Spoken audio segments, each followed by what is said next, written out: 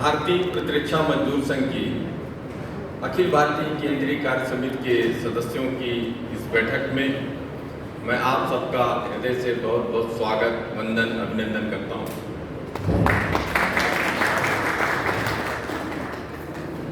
हम सब के लिए गौरव की बात है कि इस मीटिंग में हमारी अध्यक्षता के लिए हमारे कार्याध्यक्ष माननीय श्री वीरेंद्रनाथ सिंह जी उपस्थित हैं। मैं उनका बहुत बहुत स्वागत, वंदन, अभिनंदन करता हूं। हमारे महासंघ के संरक्षक माननीय श्री श्री राम बाटवे जी यहाँ उपस्थित हैं। मैं उनका भी यहाँ हृदय से स्वागत, वंदन, अभिनंदन करता हूँ। हम सब के बीच में हम लोग के मार्गदर्शक और भारतीय मजदूर संघ के अखिल भारतीय उपाध्यक्ष, भारतीय प्रतिरक्षा मजदूर संघ के प्रभारी माननीय श्री MP सिंह जी यहाँ उपस्थित हैं। मैं उनका हृदय से स्वागत, वंदन, अभिनंदन करता हूँ। हम सब के बीच में अखिल भारतीय सह संगठन मंत्री माननीय श्री गणेश मिश्रा जी उपस्थित हैं। हम सब उनसे पहले से परिचित हैं। माननीय मिश्रा जी का मार्गदर्शन, आशीर्वाद हम लोग को कलकत्ता में मिला था। माननीय श्री गणेश मिश्रा जी का हम सब स्वागत करते हैं, वंदन, अभिनंदन करते हैं। हम सब के बीच में इस उत्तर मध्य क्षेत्र के संगठन मंत्री माननीय श्री अनुपम जी यहाँ उपस्थित हैं। मैं उनका हृदय से स्वागत, वंदन, अभिनंदन करता हूँ। माननीय अनुपम जी उत्तर प्रदेश, उत्तराखंड, दिल्ली और इसके साथ ही अंतर्राष्ट्रीय जगत में नेपाल का भी काम देखते हैं। ऐसे श्री अनुपम जी का बहुत बहुत स्वागत है। हम सब के बीच में हमारे सरकारी कर्मचारी राष्ट्रीय परिसंघ के महासचिव माननीय श्री साधु सिंह जी उपस्थित हैं। मैं उनका भी बहुत स्वागत करता हूं, वंदन, अभिनंदन करता हूं। हम सब के बीच में पहली बार उपस्थित हुए हैं प्रदेश के, उत्तराखंड प्रदेश के महामंत्री भारतीय मजदूर संघ के माननीय श्री सुमित सिंह जी, एक युवा ऊर्जावान कार्यकर्ता हैं। मैं उनका भी बहुत बहुत स्वागत, वंदन, अभिनंदन करता हूं। हम सब के बीच में कुलदीप पटोला जी उपस्थित हैं, जो मंडल के प्रभारी हैं। यहाँ के यशस्वी विधायक श्री उमेश शर्मा काऊ जी का सारा कार्यभार माननीय श्री कुलदीप पटोला जी देखते हैं। मैं स्वागत करता हूँ। हम सब के बीच यहाँ उपस्थित है भारतीय मजदूर संघ, भारतीय प्रतिरक्षा मजदूर संघ के अखिल भारतीय उपाध्यक्षगण, श्रीमती अपनी सुमित्रा मैडम और मारुति पवार जी उपस्थित हैं। हमारे मंत्री भारतीय प्रतिरक्षा मजदूर संघ के विद्यासागर जी उपस्थित हैं और अपने तिवारी जी उपस्थित हैं, पू स्वामी जी उपस्थित हैं, बलकार सिंह जी उपस्थित हैं और अन्य सभी पदाधिकारीगण यहाँ उपस्थित हैं। मैं उन सबका भी बहुत बहुत स्वागत, वंदन और अभिनंदन करता हूँ। हम सबके बीच में तमाम सारे GCM मेंबर उपस्थित हैं।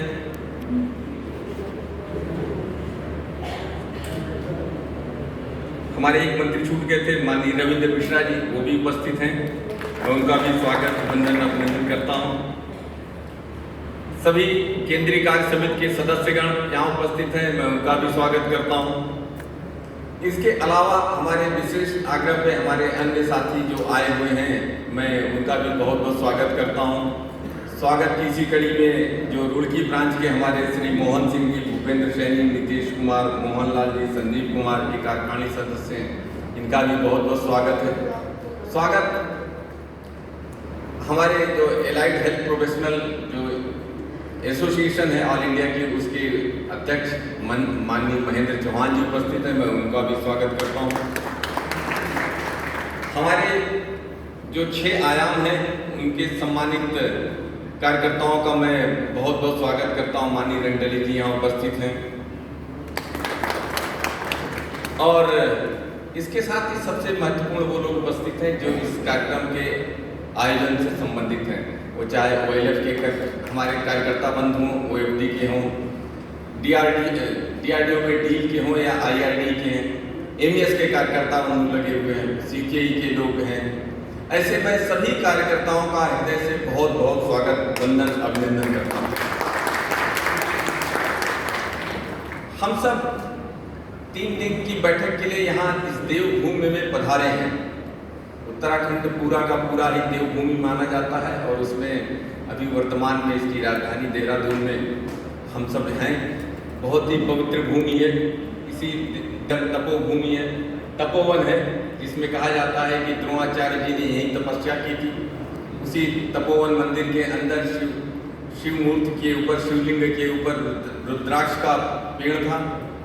ऐसी जगह पे बहुत सारे लोग देहरादून में आते हैं सहस्त्रधारा में स्नान करने के लिए, जहाँ गंडक का पानी बहता है, लोगों के तमाम सारे चरम विकारों से मुक्ति मिलती है। बहुत ही ऐतिहासिक और आध्यात्मिक स्थान है। यहाँ देहरादून में ही कभी अंग्रेजों के साथ संघर्ष हुआ, देहरादून में ही कभी नेपाल नरेश के साथ संघर्ष हुआ। ये अपने आप में बहुत अनूठी जगह है। देहरादून एक ऐसी जगह है जहाँ पर पहाड़ों से उतर करके आए हुए लोग आए और फिर यहाँ से वापस नहीं गए, यहीं बस गए। देहरादून एक ऐसी जगह है जहाँ पर मैदानी इलाके से लोग आए और यहाँ से फिर वापस नहीं गए, यहीं बस के रह गए। इतने प्रेम की अनूठी नगरी है ये, एक घाटी है जो अपने आप में सभी को समाहित कर लेती है। तो ऐसी जगह पे मैं आप सबका बहुत बहुत स्वागत करता हूँ। हम सब इसके पहले 15-16 17 दिसंबर को RFI के ऑडिटोरियम में ईशापुर में हम लोग मिले थे। वहाँ 3 दिवसीय हम सब की बैठक हुई थी और उससे लेकर के अभी तक की इस यात्रा में इस देश ने बहुत कुछ नया होते हुए देखा। हम सब सरकारी कर्मचारी लोग हैं। सरकारी कर्मचारियों का बहुत बड़ा सरोकार सरकार से होता है। हम सब महसूस करते हैं कि सारे लोग सरकार में आना चाहते हैं, सरकार बनाना चाहते हैं, लेकिन सरकारी कर्मचारियों के बारे में उनकी खुद की जो भावनाएं हैं वो उतनी अच्छी नहीं रहती। और ये एक द्वंद्व है। इस द्वंद्व के बीच में हम सब राष्ट्रवादी विचारधारा के लोग, अपने संगठन के आदर्श वाक्यों को लेकर के चलने वाले लोग, राष्ट्रहित, उद्योग हित, मजदूर हित के चिंतन के साथ, ध्येय वाक्य के साथ काम करने वाले लोग संघर्ष करते हैं। क्योंकि राष्ट्र के बारे में हमारा चिंतन भी है और शासकों का चिंतन भी। शासक बदलते रहते हैं, हम सब स्थायी भूमिका में रहते हैं और उस स्थायी भूमिका में हम अपने दायित्व को महसूस करते हैं और हमको लगता है कि जो हमें बार बार सिखाया गया है कि हम सब रिस्पॉन्सिव कोऑपरेशन करने वाले लोग हैं, पारस्परिक सहयोग करने वाले लोग हैं। इनमें जब पारस्परिक सहयोग नहीं मिलता है तो हमको ये भी बताया गया है कि सठे साक्षर समाचरित करने की जरूरत है। हमें ये भी बताया गया है कि संवाद से लेकर के संघर्ष तक के रास्ते हैं, उन रास्तों पे चलना है। हमने संवाद को कायम किया है, हमने संघर्ष का भी रूप देखा। तो कलकत्ता से लेकर के देहरादून की यात्रा में हमने कई पड़ाव देखे, तमाम विचारधाराओं के बीच में प्रतिद्वंदिता देखी, प्रतिस्पर्धा देखी और आज देख सकते हैं कि अभी 9 तारीख को देश में एक नई सरकार ने अगले 5 वर्षों के लिए जिम्मेदारी ली है। सरकार के स्वरूप में थोड़ा सा परिवर्तन है। पहले प्रचंड बहुमत की सरकार थी, जो भी चाहती थी कर सकती थी। अभी उस प्रचंड बहुमत पे नियंत्रण करने का काम यहाँ के जनमानस ने दिया हुआ है कि कोई भी व्यक्ति, कोई भी संस्था, कोई भी सरकार मनमाना काम नहीं कर सके, ऐसा जनादेश मिला है। इस जनादेश में हम सब भी अपने आप को ढूंढते हैं कि जो हम भारतीय मजदूर संघ के कार्यकर्ता हैं, चाहे रक्षा प्रतिष्ठानों में काम करने वाले हम कर्मचारी हैं, हम अपने कर्मचारियों के हितों के लिए, हम अपने उद्योग के हित के लिए और जो कि ये सब कुछ राष्ट्रीय हित के चौखट के भीतर होना चाहिए, ऐसा विचार लेकर के हम सब यहाँ एकत्र हुए हैं। इन 3 दिनों में हम सब चर्चा करने वाले, कल हम लोग अपने पदाधिकारियों की बैठक में कई सारे मुद्दों के ऊपर चर्चा की।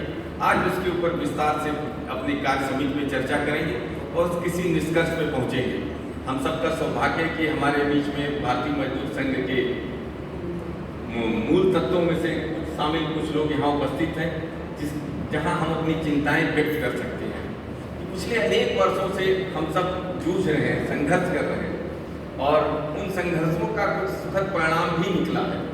जैसे अगर हम कह सकते हैं कि हमारे सामने चुनौती थी कि न्यू पेंशन स्कीम को स्क्रैप करने के लिए हम सब डिमांड कर रहे थे और ये कह रहे थे कि ओल्ड पेंशन स्कीम यहाँ पर लागू की जाए।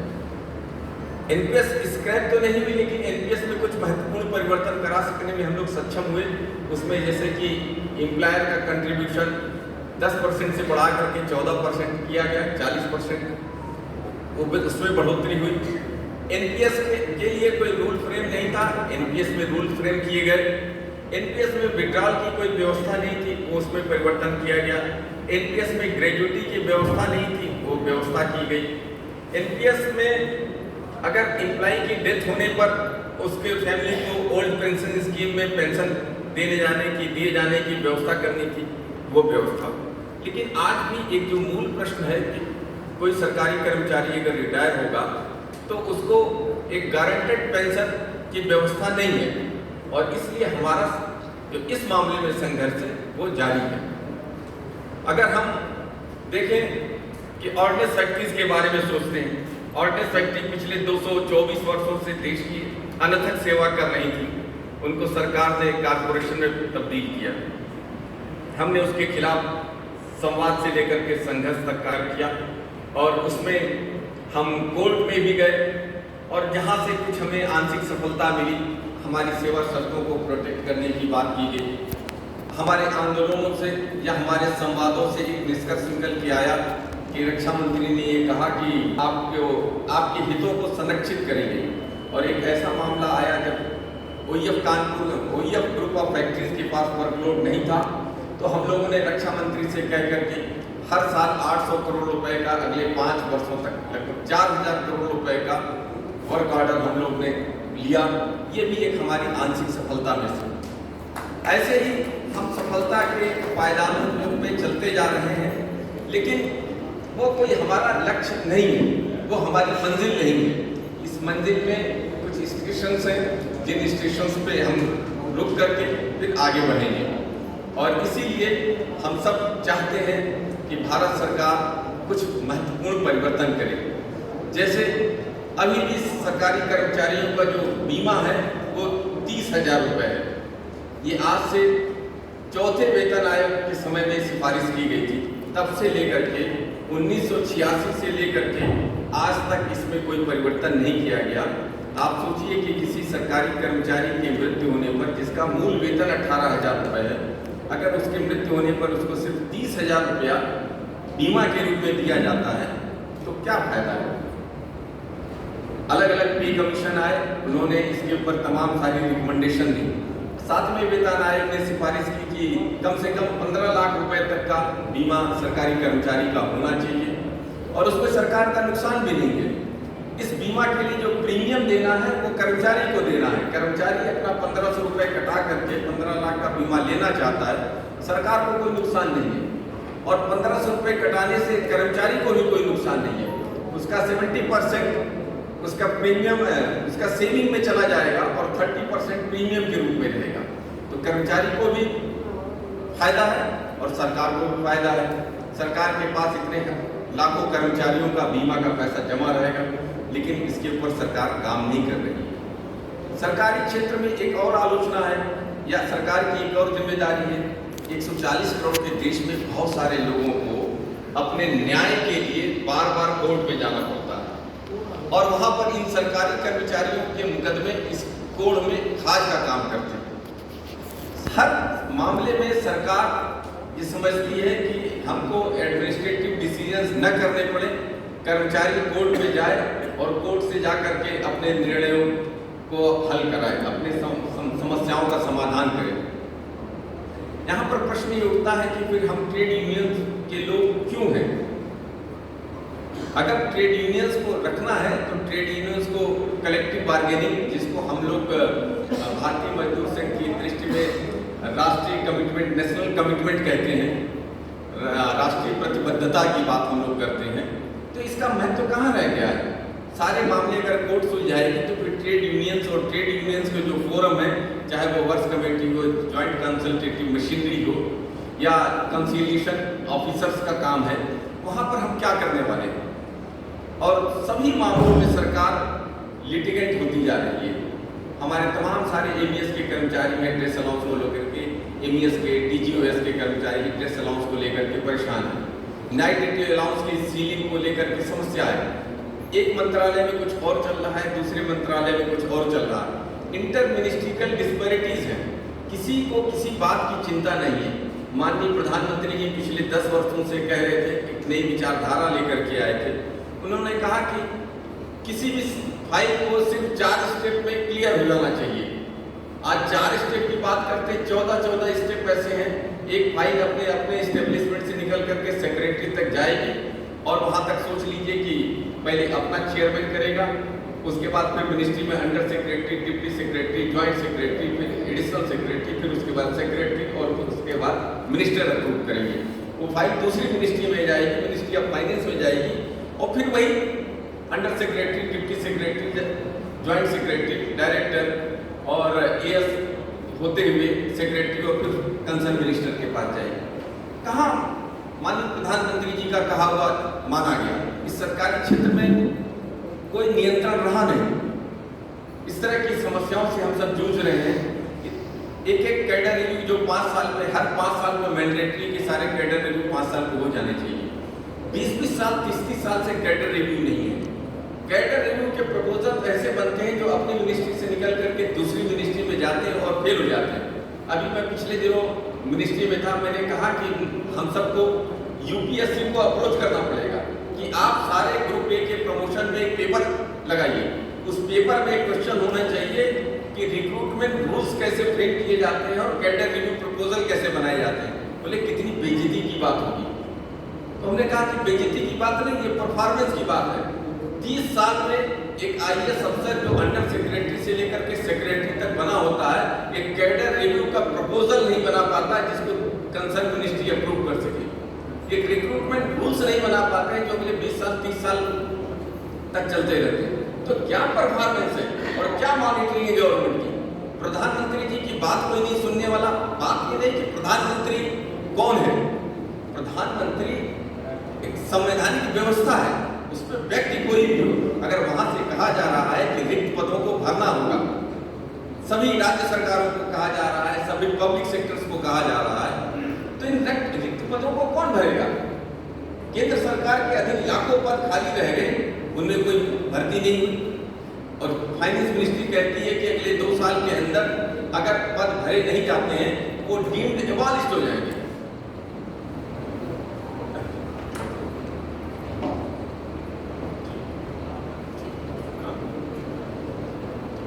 ऐसी समस्याएं हैं। हम सब लोग उसके ऊपर सोचते हैं कि कैसे काम होगा। ये देश अगर राष्ट्रपति, प्रधानमंत्री, मुख्यमंत्री और सरकारी जो तंत्र है, जिंदाबाद जिंदाबाद जिंदाबाद जिंदाबाद जिंदाबाद।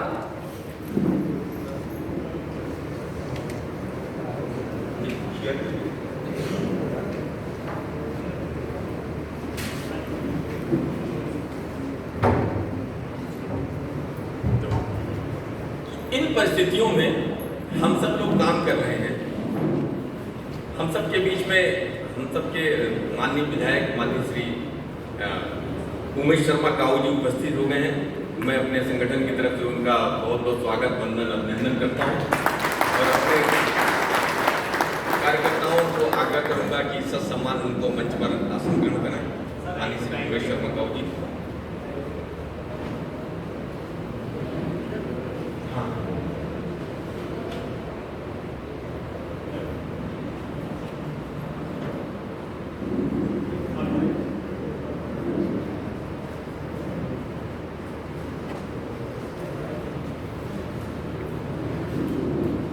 माननीय श्री उमेश शर्मा काऊ जी के स्वागत के लिए मैं कहूँगा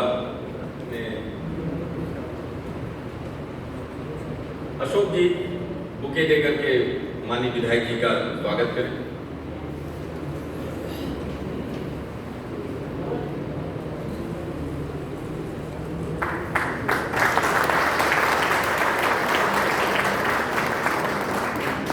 श्री ओम प्रकाश जी शॉल भेंट करेंगे।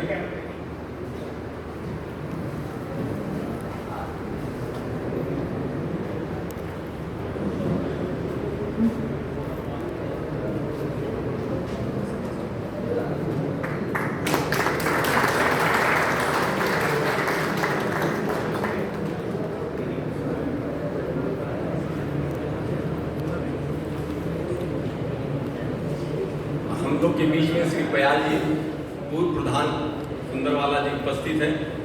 मैं उनका भी बहुत बहुत स्वागत करता हूँ, वंदन अभिनंदन करता हूँ श्री पयाल जी।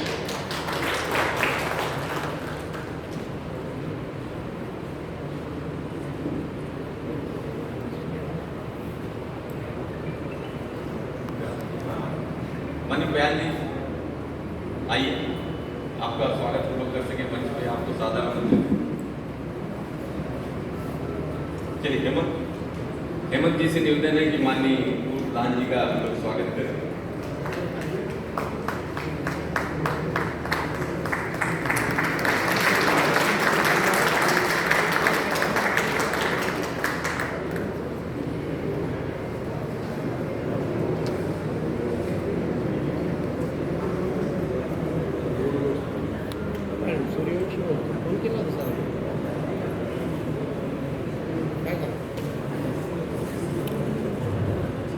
रुद्रेश शर्मा जी पूर्व मंडल अध्यक्ष रायपुर उपस्थित हैं, मैं उनका भी स्वागत करता हूं। वर्तमान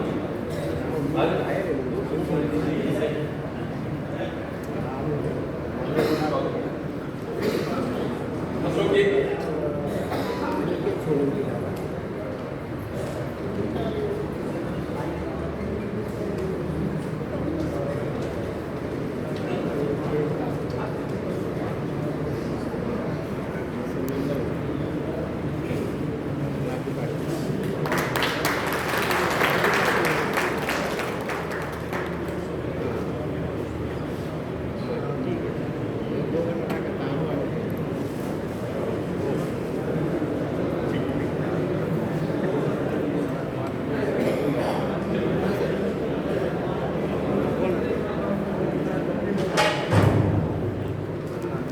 हम सबके बीच में माननीय श्री उमेश शर्मा काऊ जी उपस्थित हैं। हम सब स्वागत करते हैं। माननीय उमेश शर्मा जी जो कि यहाँ के स्थानीय हैं और डिफेंस इंडस्ट्री से बहुत नज़दीक से वाकिफ हैं। ऑर्डिनेंस फैक्ट्रीज इनके क्षेत्र में हैं, DRDO के 2 इस्टेब्लिशमेंट इनके क्षेत्र में है, CQE है, इस तरह से कुल मिलाकर के। और यहाँ देहरादून में ही IMA के होने के कारण उसके बारे में भी जानते हैं। डिफेंस इंडस्ट्रीज के बारे में आपको अच्छे से पता है। और हम भारतीय मजदूर संघ के कार्यकर्ता लोग हैं। भारतीय प्रतिरक्षा मजदूर संघ भारतीय मजदूर संघ की औद्योगिक इकाई है जो इस समय डिफेंस के क्षेत्र में जो भी संगठन है उनमें वेरिफिकेशन होने में दूसरे क्रमांक पर हम सब आए हैं। और हम लोग निरंतर प्रयास कर रहे हैं कि हम लोग नंबर 1 की तरफ आगे बढ़ेंगे। भारत माता की, भारत माता की। और आपको ये भी याद है कि भारतीय मजदूर संघ इस समय देश का नंबर 1 का श्रम संगठन है। और इस समय ही नहीं, पिछले 30 वर्षों से हम लोग नंबर 1 के श्रम संगठन हैं। और अभी भारतीय मजदूर संघ का प्रतिनिधिमंडल ILO की मीटिंग में जेनेवा में अंतर्राष्ट्रीय स्तर पर तमाम सारी समस्याओं के ऊपर चर्चा करने के लिए गए हुए हैं। तो ऐसे कार्यक्रम में मैं आपका स्वागत करता हूँ। आप विधायिका से जुड़े हुए हैं। विधायिका, कार्यपालिका और न्यायपालिका से संविधान के 3 मूल अंग हैं। हम सब बहुत गर्व महसूस करते हैं कि देश और प्रदेश के अंदर विचार परिवार की सरकार है। और विचार परिवार की सरकार होने के बावजूद हमारी समस्याओं का समाधान नहीं हो पाता। ये हमारे लिए चिंता की बात है, क्योंकि सरकारी तंत्र में अभी वह धमक महसूस नहीं हुई। तो हम सब चाहते हैं कि सरकार में उपस्थिति आपकी है, लेकिन सरकारी विभागों पर भी आपकी उपस्थिति रहे, ऐसा मैं सोचते हुए यहाँ के सभी लोगों का, यहाँ उपस्थित सभी अपने कार्यकर्ताओं का, पदाधिकारियों का, अतिथियों का एक बार फिर से स्वागत करता हूँ। और मैं आग्रह करूँगा कि हमारे माननीय विधायक जी 2 शब्द हम लोग को आशीर्वाद स्वरूप मार्गदर्शन में हमें कहें। माननीय श्री उमेश शर्मा काऊ जी।